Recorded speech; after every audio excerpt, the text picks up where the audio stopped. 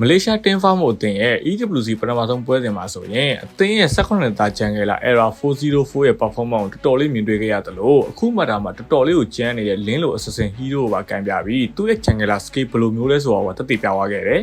ပြီးတော့ပြိုင်ပွဲအသင်းဖြစ်တဲ့ Team Falcon Sorry အသင်းကလည်း White Cat ကတက်လာတဲ့အသင်းဖြစ်ပေမဲ့ဖိလစ်ပင်းကျန်ငယ်လာဘိုးရဲ့ဥဆောင်မှုနဲ့အတူ Game 1ရော Game 2မှာပါအားလေးပိုင်းကိုအသာစီးဆော့နိုင်ပေမဲ့မလေးရှားအသင်းဖြစ်တဲ့ Vermo အသင်းကအသင်းကြီး PP lane push တာတွေ zone controller တွေနဲ့နှစ်ပွဲလုံးအနိုင်ယူရခဲ့တယ်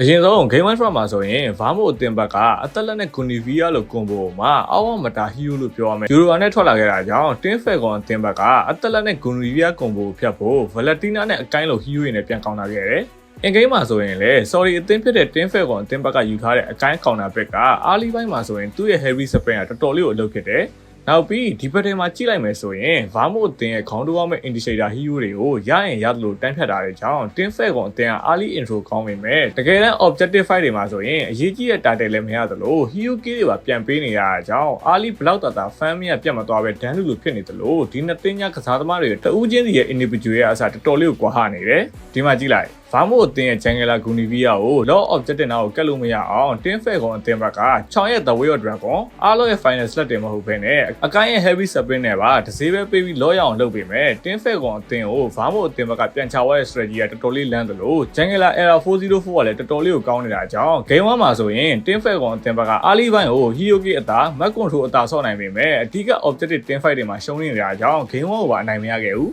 Game 2မှာဆိုရင် sorry အသင်းဖြစ်တဲ့ Team Falcon အသင်းဘက်က Fia Golden ကို Melissa လို hero နဲ့အားလေးပိုင်းမှာရှင်ထိန်နိုင်တယ်လို့ Jangela Lin ကလည်းသူ့ရဲ့ mobility ကိုအကောင်းဆုံးသုံးချပြီး pick-up တွေယူနိုင်တာကြောင့် Vermo အသင်းကအားလေးအသာရမယ်ထင်တာပေမဲ့ Team Falcon အသင်းဘက်က6ရဲ့ lane rotation pick-up တွေ Ellen နဲ့ Fia ရဲ့ aggressive ဆန်ခေါင်းတိုးလိုက်ချတဲ့အရာတွေကြောင့် Vermo အသင်းနဲ့တကယ်တမ်း Team Fight battle တွေမှာအသာမရပဲအမြဲရှုံတယ်အဲ့ဒါကြောင့် Assassin Jangela drop ပြီး Team Falcon အသင်းရဲ့ balance ကိုပဲ 4 ပြီးလိုက်ချတယ်လို့ဟာလေးရဲ့အားနည်းချက်ဖြစ်တဲ့ Scale 2 Blink ကုံတာကိုစောင့်ပြီး battle ကိုအနိုင်ရအောင်ဆော့တယ်ပြီးတော့ Lin ရဲ့အားသာချက်အတိုင်း lane push ပြီး space တွေရအောင်ဆော့နိုင်တယ်လို့ attention တောင်းတဲ့အကွက်တွေကြောင့် objective fight တွေမှာဆိုရင် Vermo အသင်းဘက်ကအမြဲအသာစီရတယ်လို့ Mino ရဲ့ disable stand တွေမလေးရှားအတွက် famous space တွေပြန်ရှာနိုင်တာကြောင့် Team Fight အတွက် damage တော်တော်လေးလောက်သွားပြီး Team Falcon အသင်းကို Game 2မှာပါအနိုင်ယူက 2-0 ဆိုတဲ့ရလဒ်နဲ့အဖွင့်လာဝိုင်းလို့ပြောကြရင်လည်းဒီလိုလေးကိုသုံးသပ်ချင်ပါတယ်နောက်ထပ်ဗီဒီယိုလည်းထပ်လာမှာမလို့ page လေးကို like and follow လုပ်ခဲ့လို့ရပါတယ်